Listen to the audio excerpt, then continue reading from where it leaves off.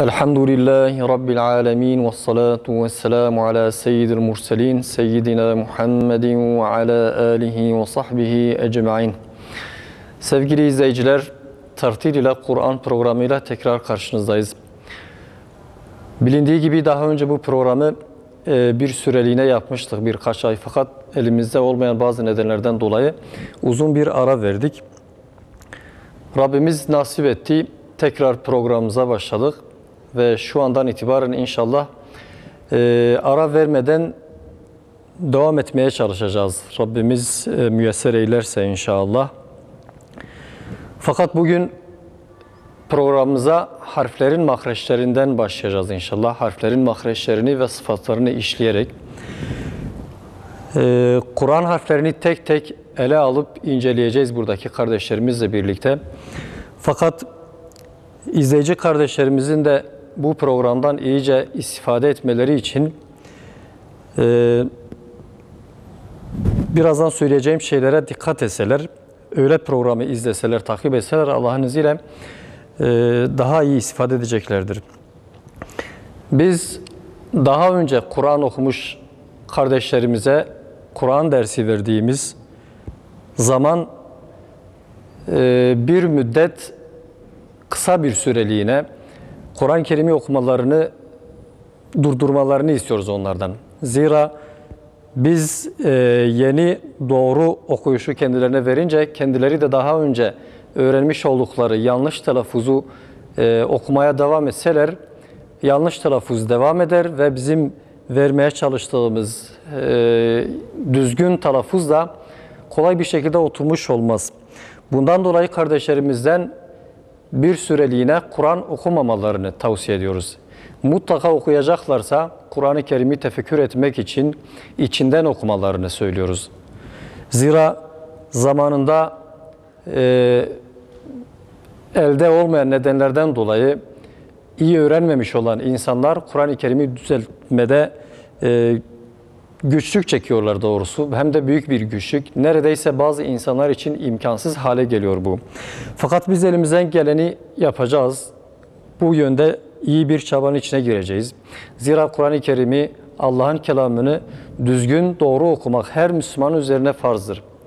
Kur'an-ı Kerim'i hiçbir insan yanlış okuyamaz. İmam Gazali'ye göre emri bil maruf ve nehi anil münkeri yapan kişinin Kur'an-ı Kerim'i yanlış okuyan kimseyi Kur'an okumaktan men etmesi gerekir. Bu da gösteriyor ki Kur'an-ı Kerim'i yanlış okumak hakikaten doğru bir iş değildir. Yani mutlaka bir Müslümanın Kur'an-ı Kerim'i doğru okuması gerekir. İleriki programlarımızda Kur'an-ı Kerim'in önemine değineceğiz inşallah. Müslümanlar için Kur'an-ı Kerim ne kadar mühimdir? Bu konuya sık sık değineceğiz. Fakat bugün bir giriş yapacağız Allah'ın izniyle kardeşlerimizle birlikte. Ve daha sonraki programlarımızda sürekli bu konulara değineceğiz Allah'ın izniyle. Yine kardeşlerimizin iyice istifade etmeleri için tavsiyemiz şudur. Tekrar ettiğimiz lafızları, kelimeleri bizimle birlikte, kardeşlerimizle birlikte tekrar etseler ve bu konuda yoğun bir dikkat sarf etseler, hatta mümkünse yalnız başlarına bir odada bulunsalar, iyice sesimizi duymak için kalabalık bir ortamı terk etseler, sakin bir yerde programı izleseler Allah'ın izniyle daha iyi istifade edeceklerdir. Biz az önce dediğimiz gibi Kur'an-ı Kerim'in esası Kur'an'ın harfleridir. Yani tecvid ilminin esası. Bundan dolayı harflerin üzerine tek tek duracağız. Fakat bugün ve şu günlerde daha doğrusu yapacağımız programlarda harflerin mahreçlerini ve sıfatlarını telaffuz olarak düzeltmeye çalışacağız.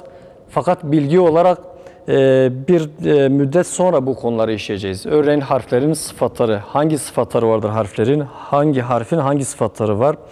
Harflerin mahreçlerini net bir şekilde göstermek için ileriki zamanlarda inşallah bunu tahta üzerinde göstereceğiz ve izleyici kardeşlerimiz de bunu net bir şekilde algılayıp, idrak edip öğreneceklerdir Allah'ın izniyle. Fakat her şeyden önce şunu bilmek, şuna inanmak lazım. Kur'an-ı Kerim'i mutlaka doğru okumalıyız. Hiçbir Müslümanın Kur'an-ı Kerim'i yanlış okuma lüksü yoktur. Şu ana kadar imkanı olmamış kardeşlerimiz yanlış okumuş olabilirler. Belki öğrenme imkanları olmamış. Fakat imkanı olan her Müslümanın biraz sıkıntıya dahi katlanması gerekirse katlanıp Kur'an-ı Kerim'i düzeltmesi lazım. Biz harflere başlarken hemze harfine başlıyoruz. Elifba'nın başındaki harfe elif değil hemze diyoruz. Elif, lam, elifladaki eliftir sevgili izleyiciler. Elifba'nın başındaki ilk harf hemzedir.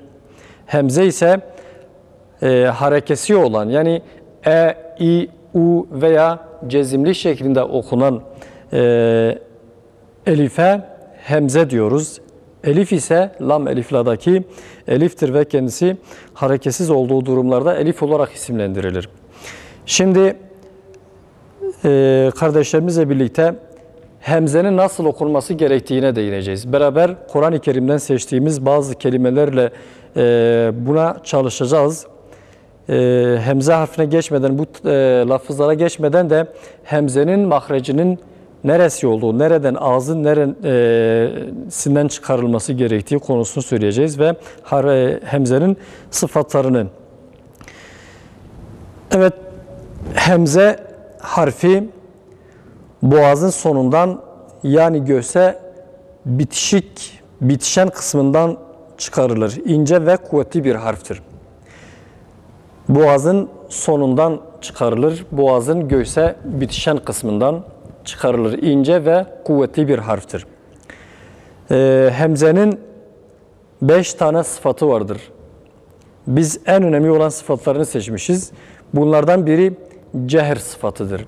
Cehr sıfatı kısaca biz bunları tekrar edeceğiz. İzleyici kardeşlerimiz de yavaş yavaş bunlara kulak aşinası onlar da meydana gelecek ve ileride işlediğimiz bu harfleri, sıfatları ele alıp tek tek incelediğimiz zaman Allah'ın izniyle daha güzel, daha kolay bir şekilde anlayacaklardır. Kısa bir şekilde söylüyorum. Cehr, mahrece dayanmanın kuvvetli oluşundan dolayı nefesin kesilmesidir. Cehr, nefesin kesilmesidir. Yani hemzeyi okuduğumuz zaman nefes kesilir. Bu hem cezimli halinde hem de harekeli halinde böyledir. Fakat harekeli halinde genelde belli olmuyor. Çok dikkatli bir şekilde okuduğumuz, dikkat ettiğimiz zaman biz fark ederiz ki hemzeyi harekeli bir şekilde okuduğumuz zaman nefes kesiliyor. Şiddet de aynı şekilde cehr gibi mahrece dayanmanın kuvvetli, şiddetli oluşundan dolayı nefesin ve aynı zamanda sesin kesilmesi demektir. Yani hemzeyi cezimli halinde okuduğumuz zaman kesinlikle ses ve nefes akmaz. İkisi de durur. Üçüncü sıfat ise istifaldır. İstifal, isti'lanın zıddıdır. İstifalın anlamı ise aşağı demektir. Yani hemzeyi okuduğumuz zaman istifal sıfatına göre nefes ağzın aşağı kısmından akar. Bu da kısacası bu demektir. İnfitah, hakeza infitahta dil üst damağdan kopar, üst damağla bir alakası kalmaz. Tamamen açılır dil. Dil ile üst damağın arasında bir boşluk oluşur. Dil ile üst damağın arası açıldığından dolayı tamamen infitah deniliyor. Bunun zıddı ise itbaktır. Bir de terkik sıfatı vardır. Terkik sıfatı hemzenin en önemli sıfatlarından biridir. Yani incedir hemze harfi. Kalın sıfatının zıddıdır terkik. İnce kalının zıddıdır. Birazdan bu lafızları okuyunca Allah'ın izniyle net bir şekilde izleyici kardeşlerimiz de anlayacaklar. Buradaki kardeşlerimizle birlikte biz Kur'an'dan seçtiğimiz bazı lafızları çalışacağız. Tekrar edeceğiz. Tekrar. Bu telaffuz bu şekilde düzelir. Bunun başka bir yolu yoktur.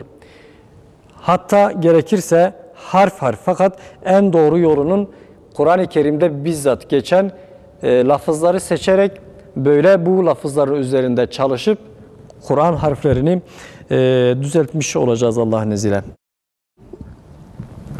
Şimdi cezimlinin, hemzenin cezimli halini okuyacağız kardeşlerimizle birlikte. Arkadaşlar okuyoruz, dikkat ederek yalnız. Dedik ki şiddet ve cehr sıfatlarından dolayı cezimli okunduğu zaman hemze kesinlikle ses ve nefesin akmaması gerekir. Bu lafızları okuduktan sonra da yapılan büyük hatalara değineceğiz inşallah. Kur'an okuyucusunun yaptığı hatalar nelerdir? Bunları iyi bir şekilde anlatacağız, üzerinde duracağız. Kardeşlerimiz de anlayacaklar inşallah. Evet arkadaşlar, başlıyoruz. İlk seçtiğimiz kelime Kur'an-ı Kerim'in Bakara suresinde geçen fe'tu kelimesi. Fe'tu hemze cezimli, hemzeden önceki harf ise fethalıdır. En kolay telaffuzu budur ve hemzeden önceki harfin fethalı olduğu bir lafız seçmişiz. Cezimli hemzede yapılan hatalar şudur sevgili izleyiciler. Cezimli hemze bilmeyen, bunun sıfatlarını bilmeyen kardeşlerimiz tarafından, bazı Kur'an okuyucuları tarafından kalkale yapılarak okunur. Bu yanlıştır. Şu şekilde fe'tu, fe'tu, bu ı sesinin kesinlikle çıkmaması gerekir. I sesini sadece okuyucu kendisi hisseder. Net bir şekilde yalnız hissetmesi lazım. Gırtlağın veya boğazın iyice tamamen kapandığını, telaffuzu esnasında sesin çıkmadığını ve nefesin de akmadığını kişi hissetmeli ve okuyucuya yakın olan kişiler de hissedebilirler, bunu fark edebilirler. Fakat tamamen sert bir şekilde ı sesinin kesinlikle çıkmaması gerekir. Biz hemzenin cezimli halini şu şekilde okuyoruz, dikkat ediyoruz. Kısacası fe şeklinde sesin çıkmaması gerekir. Bu çok mühimdir. Kalkale sesidir. Kalkale sesinin çıkmaması lazım. Yani kalkale olması için kaf veya ba veya dal veya ta harflerinde olduğu gibi çok sarsıcı bir sesin çıkmasına gerek yoktur. Hafif dahi olsa sarsıntı meydana geliyorsa bir harfin telaffuzunda o kalkaledir. Mesela hakku, burada kalkale olduğu gibi fe, bu da kalkaledir. Biz buna dikkat edeceğiz. Hemzeyi kalkaleye benzer bir ses tonuyla okumamaya dikkat edeceğiz. Okuyoruz arkadaşlar, tekrar diyoruz. Her kelimeyi, her lafzı 3 kez tekrarlıyoruz. İzleyici kardeşlerimiz de inşallah iyi bir şekilde bunu fark edeceklerdir. Evet, başlıyoruz. Fe'tu. Yalnız ötrede dudağımız önde. Fe'tu. Yalnız hemze de boğaz iyice kapansın. Kalkale yapmamaya dikkat ederken hemzeyi çok yumuşak da okumamalıyız. Fe'tu. Fe'tu. Tekrar. Fe'tu. Tekrar. Fe'tu. Burada yapılan bir hata da hemzenin cezimli bir şekilde okunmaması. Fe'tu, fe'tu tamamen yumuşak bir şekilde. Buna bazı kıraatlerde teshil deniliyor.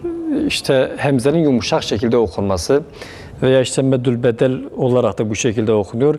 Fe'tu şeklinde yanlıştır ya da fe'tu şeklinde değil de fe'tu. Tekrar edelim. Fe'tu. Tekrar dudak önünde ötrede. Fe'tu. Tekrar. Fe'tu. Tamam, şimdi me'tiyye kelimesini okuyoruz arkadaşlar. Me'tiyye, hemen gırtlağı suratı bir şekilde açtığımız zaman kalkale olur. Ona dikkat ediyoruz. Me'tiyye. Me'tiyye. Tekrar yayı biraz uzatalım. Me'tiyye. Canlı. Me'tiyye. Me'tiyye. Tekrar. Me'tiyye. Şu an hemzenin cezimli halini okuyoruz değil. Cezimli halini okuduğumuz, telaffuz ettiğimiz esnada sesin hapsedilmesi gerekir. Ses ondan sonra akıp sonra diğer harfe geçtiğimiz zaman yanlış olur. Öyle sesler çıkıyor arkadaşlar. Me'tiye. Tekrar. Biraz hemze tam şiddetli bir şekilde okunsun. Gırtlak kapansın, boğaz tam kapansın. Tekrar. Tekrar. Tamam, şimdi la te'huzuhu.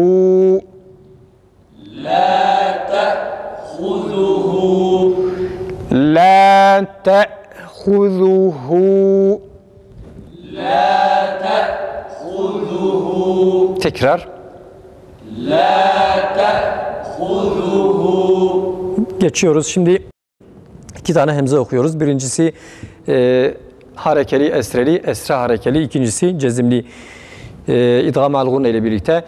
İn yeşe.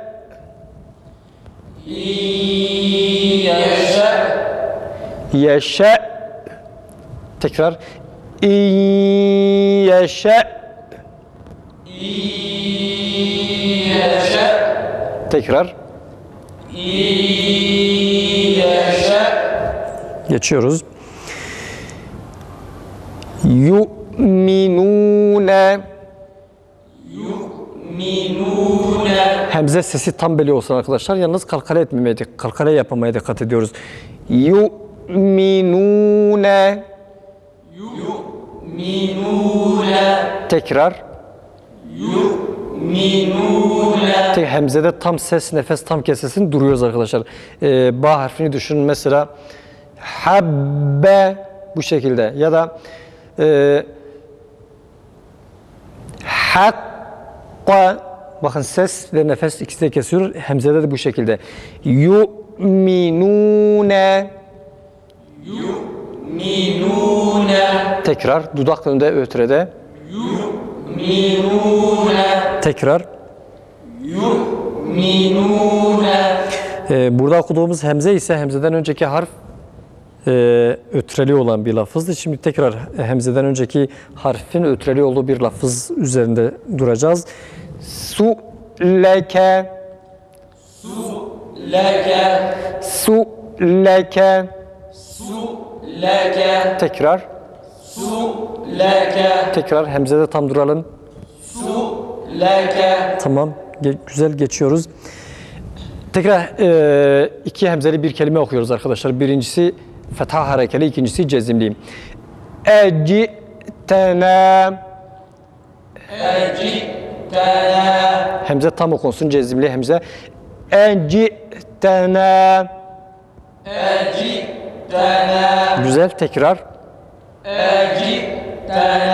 Tekrar. Tamam, güzel. Şimdi iki hemzenin iki harekeli hemzenin ard arda geldiği lafızlara geçeceğiz arkadaşlar. Okuyucunun en çok hata yaptığı lafızlardan bazıları ise az önce dediğim lafızlardır. İki hemzenin ard arda harekeli olarak geldiği, genelde ikinci hemze okunmaz. Fakat okuyucu bunun farkında değildir. Mesela entum, okuyucu ise entum şeklinde yanlıştır. Ondan sonra mesela erbabun, okuyucu nasıl okur? Erbabun. Yanlış, ikinci hemze boğaz kapanıp açılmadığı için düzgün çıkmıyor. Diğer bir lafız innekum yapılan yanlış telaffuz ise innekum. Özellikle hızlı okuduğumuz zaman, diyelim ki cüz okuyoruz. Bir cüzü işte 25-30 dakikada okumak istiyoruz. Acele edince bu hemzeler çoğunlukla, yani %90 çıkmıyor ikinci hemzeler. Şimdi bunları çıkarmaya çalışacağız. Tekrar ediyoruz. Entum.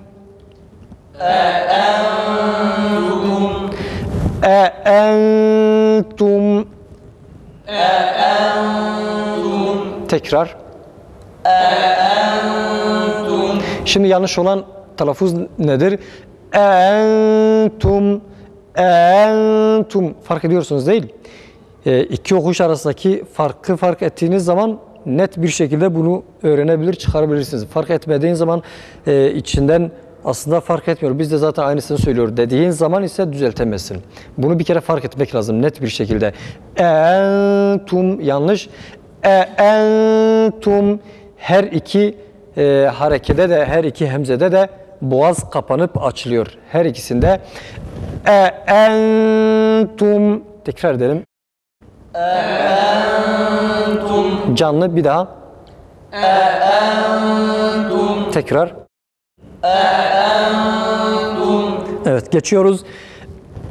Erbabun erbabun bun değil. Bun ötre dudak önde. Erbabun erbabun tekrar. Erbabun tekrar. Hemzeyi unutmuyoruz değil. Bizim asıl üzerinde durduğumuz harf hemzedir. Geçiyoruz. Şimdi birincisi fethalı, ikincisi esreli. İki hemzenin ard arda geldiği kelimeyi okuyoruz. İnnekum okuyucu genelde innekum hızlı bir şekilde okuduğumuz zaman innekum ve bu çok yanlış. Herhangi diğer harflerden birini okumadığımız zaman nasıl mana değişiyor, nasıl kelimenin aslı bozuluyorsa, mana değişse değişmese kelimenin aslının bozulmaması gerekir. Dikkat ediyoruz. İnnekum tekrar. Yalnız birinci hemzeyi de uzatmıyoruz. İnnekum güzel tekrar. Tekrar.